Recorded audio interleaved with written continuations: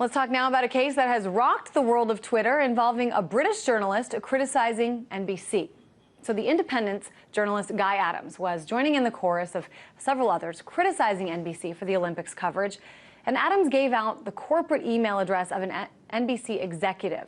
NBC, which actually partnered with Twitter for the Olympics, was notified by Twitter and then suspended Adams' Twitter account after being told he violated the Twitter rules. The case was covered extensively, including by Forbes magazine, and I want to speak now to one of those journalists who wrote about it, Forbes.com contributor Michael Humphrey.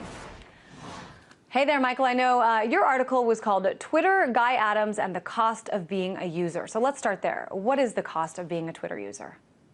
Well, the cost of being a user as opposed to being a customer is you don't have as much say. When we're users, we're not paying for this, we're not voting for the policies that Twitter exacts, and so we just have to live with them.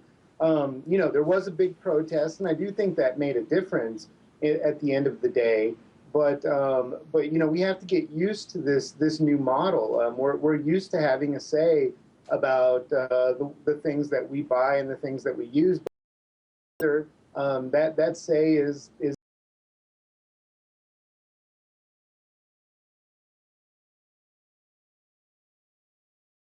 media. But now we see just as corporate as some of the other sites. What do you think this impact is of its new role? Well, you know, I mean, looking at it from Twitter's point of view, they've built up this huge infrastructure of 150 million users, and that's great. And it does make for an incredible experience of getting the word out in ways that we've never experienced before, the way it happened in Iran, the way it happened in the Arab Spring. But on the other hand, the question for Twitter becomes, how do we monetize this? How do we make a business out of that? And when that question starts to seep into the conversation, it changes the experience. They have to figure out a way to make all this usage matter in terms of a business model. Once you ask that question, then you're talking about advertising, you're talking about partnerships, you're talking about the things that we weren't talking about when Twitter was a new platform that was very open and really wasn't worried about that yet. And that you see that a lot in tech companies. They build up their audience and then they ask the question, yeah. You know, what do we do with this? Sounds like the Facebook model, too. And we should mention, it's not just these corporate partnerships. Twitter, like social media, like other social media, is often beholden to law enforcement agencies. So there's another case I want to bring up. This is with somebody whose Twitter handle was Steve Dorkland. Seems to be parroting Steve Auckland, the chief executive of Northcliffe Media. And that media company said that the spoof tweets are obsessive and offensive. And an email by Twitter to the account holder that was recently made public said that Twitter is obligated to respond to the lawful process and will do so on August 1st. That's today. So essentially, Twitter told this user that it was going to give his or her personal information to authorities. And guess what? Twitter has now reneged on that promise and is refusing the order. So I'm wondering if perhaps we're going to see a new chapter here with social media saying, you know what, we're not going to respond to every single request by federal authorities. Well, you know, and you've seen that in other cases as well. I mean, Google has done this as well, and I think it's about setting precedents because all of this is so new. And, you know, I think it's important to remember that a lot of these social media sites and the big search sites, you know, were created by idealists who are sort of, I think, having fights within themselves about these questions. I mean, I think Twitter wanted to be a place for expression and doesn't necessarily want to be a place where law enforcement goes in and starts looking for information. And so, you know, I wouldn't compare these companies to the classic sense of the corporation. On the other hand, you know, all of those pressures are going to be there. And, you know, Twitter's known for its data. If Twitter has shown anything, it's the power of data, of us just talking about our lives and our opinions about things. So there's going to be a lot of pressures on that data for years to come. I think it's a really good point, and it seems to me that we've sort of reached some uncharted waters that pretty soon some things are going to have to be navigated through that don't have precedent, and part of that is speech. I guess I'm wondering what you think in some of the research that you've done. Do you think we will start to see more rules about what free speech on Twitter actually is? You know, this is a part of the story that I just don't envy. I don't envy these companies in this regard. When you think about the question of speech, you're talking about a global question all of a sudden. Here in the United States, we've hashed this out in our own way over a couple of centuries, but around the world, this question is evolved in many different ways.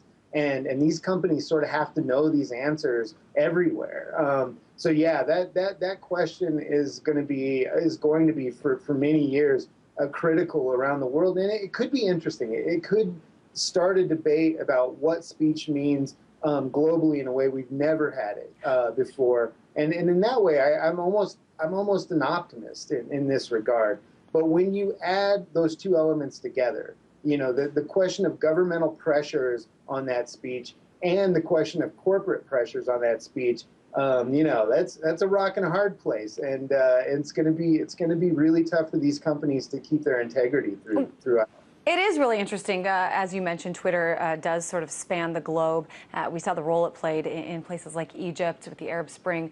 But I just want to push a little harder because yes, Twitter is dealing with countries with very different rules about speech, but I would argue, you know, the U.S. has some of the most lax rules about free speech, and yet it seems to me that that could change with things like Facebook and Twitter. We use the term protected speech, but how is it protected when Twitter is then giving it to, you know, giving your personal information to law enforcement agencies, you know, and the U.S. government?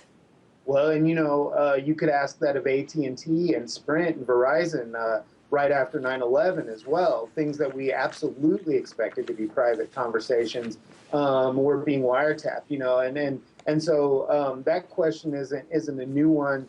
Even in where expectation of privacy is really truly expected. One thing I would say about this for the user, going back to the user, is don't expect privacy on Twitter. I mean, you know, we've learned that rule over and over and over, that when you expect that what you're saying is being protected in any way, you know, you're bound to make a mistake. Twitter is a public square, and as long as people misunderstand that, you know, they're gonna run into expectation. Their expectations are gonna run into realities that will always make us feel like there's a dystopian effect here. And you know, a lot of that, I think, is about the misunderstanding of the user, her or himself.